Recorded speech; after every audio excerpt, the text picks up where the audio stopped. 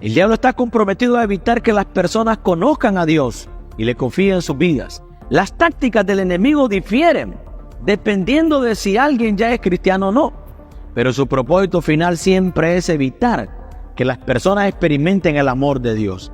Aclaro esto para todos los que me escuchan.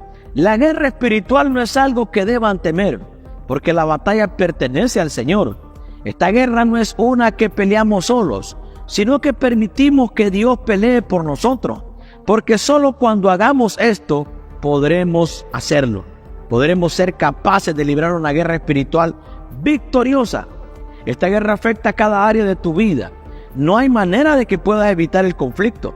Muchos cristianos ni siquiera saben que están en guerra, pero otros pueden ver los resultados de la batalla en su vida, porque se han convertido en víctimas de la guerra espiritual. Están desanimados, deprimidos, oprimidos y derrotados.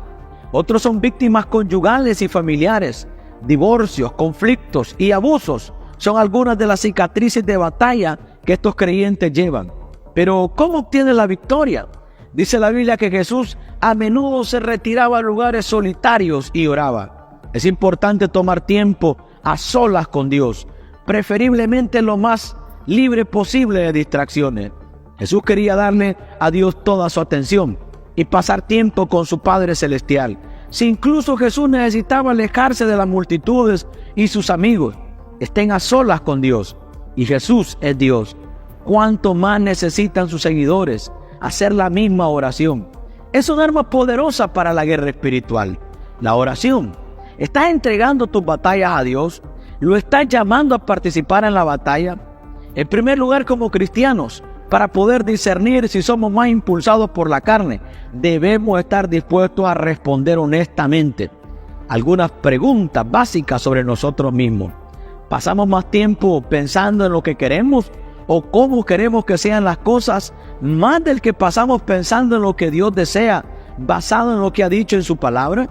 Jesús dijo: pero busquemos primero el reino de Dios y su justicia, y todas estas cosas te serán añadidas. Es decir, busca al Señor primero, pon a Dios en primer lugar, colócalo por encima de todo lo demás en tu vida, y colócalo antes que cualquier otra cosa en tu vida.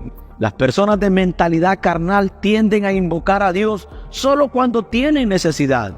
Los de mentalidad espiritual, estas personas mantienen a Dios en primer lugar en todo lo que hacen y no hacen nada sin Él. Otra pregunta que debemos hacernos es: ¿estamos más preocupados por nuestras necesidades personales que por las necesidades de otras personas? En su carta a los Filipenses, el apóstol Pablo escribió en Filipenses capítulo 2, versículo 3 al 4: no hagáis nada por ambición egoísta o por vanidad, sino con humildad, considerando a los demás más importantes que a nosotros mismos. Que cada uno de vosotros mire no solo por sus propios intereses, sino también por los intereses de los demás. Siempre estarán más preocupados por los problemas que tienen que por los problemas o circunstancias de otras personas. Las personas con mentalidad espiritual entienden que cuando ayudan a las personas que los rodean a superar sus dificultades, Dios siempre encontrará una manera de superar las complicaciones que surgen en sus propias dificultades. En nuestra vida personal hay muchas dificultades. Otras preguntas que pueden abordarse para ayudarnos a comprender si vivimos en un estado carnal o espiritual es: ¿amamos a Dios y a las personas más de lo que nos amamos a nosotros mismos? ¿Buscamos el placer más de lo que buscamos a Dios? ¿Estamos contentos con donde estamos y con lo que tenemos o siempre queremos más? ¿Estamos siempre dispuestos a perdonar a otras personas cuando hacen cosas que nos lastiman? ¿Pasamos tiempo con Dios en oración por los demás, incluso aquellos que creemos que son nuestros enemigos? La verdad es que primero debemos asegurarnos de que estamos viviendo una vida de madurez espiritual, negando nuestra naturaleza carnal, para abordar la segunda pregunta que hicimos anteriormente, que es: ¿cómo sabemos cuando las circunstancias por las que atravesamos son solo un acontecimiento de la vida o una batalla espiritual? Como aprendimos anteriormente, no podemos recibir las cosas de Dios sin discernimiento espiritual. Y no podemos tener discernimiento espiritual si vivimos como un hombre natural, entregado a los deseos de nuestra carne. El escritor de los Hebreos en el capítulo 5, versículo 14, declaró elocuentemente: pero el alimento sólido pertenece a los que son mayores de edad, es decir, a los que por razón del uso tienen los sentidos ejercitados para discernir el bien y el mal. No hay duda de que vivimos en una época en la que es muy difícil saber si lo que enfrentamos en las circunstancias del día a día es simplemente de la vida que sucede, o si es algo más allá de este mundo que debemos abordar como una guerra espiritual.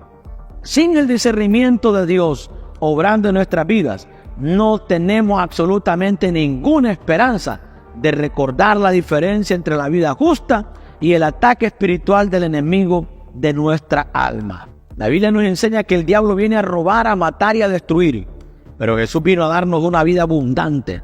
La palabra también nos dice que seamos sobrios. Estad atentos a vuestro adversario el diablo, que anda rondando como un león rugiente, buscando a quien devorar. Pero Santiago 4:7 dice: someteos pues a Dios, resistid al diablo y él huirá de vosotros. En cada área de nuestras vidas que el enemigo puede intentar atacarnos espiritualmente, Dios ha creado una manera de escapar, pero se necesita discernimiento para saber la diferencia entre la vida justa y las batallas espirituales. La Biblia dice en Hebreos 11:1: es pues la fe la certeza de lo que se espera, la convicción de lo que no se ve. La fe es necesaria para todo creyente, porque solo cuando tienes fe puedes agradar a Dios.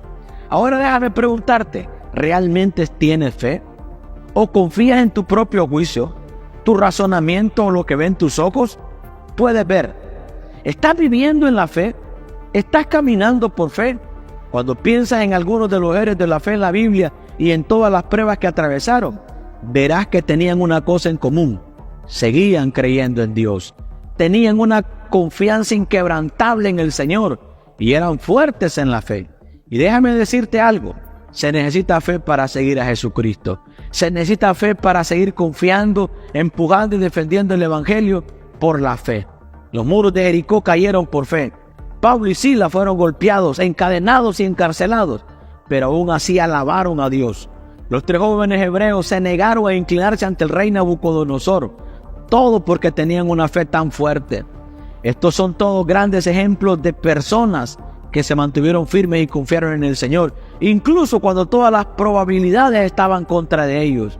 Su fe no fue sacudida, su fe no fue quebrantada, porque sabían que el Dios a quien servían es más grande y más poderoso que cualquier cosa o cualquier otra persona con la que pudieran enfrentarse.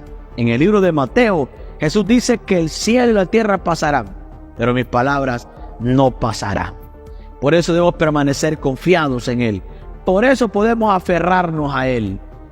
Te invito a que nos dejes tus comentarios acerca de este tema. Recuerda que Cristo te ama. Comparte esta palabra y recuerda que Cristo pronto viene. Bendiciones.